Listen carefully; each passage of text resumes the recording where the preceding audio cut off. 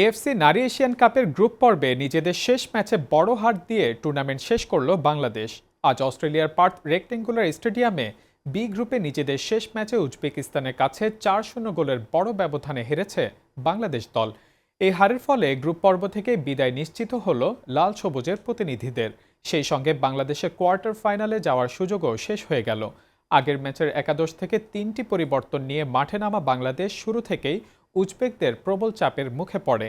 বারবার রক্ষণে হানা দেওয়া উজবেকিস্তানকে শুরুর দিকে দারুণ পজিশনিংয়ে একবার নিশ্চিত গোল বঞ্চিত করেন গোলরক্ষক মিলি আক্তার।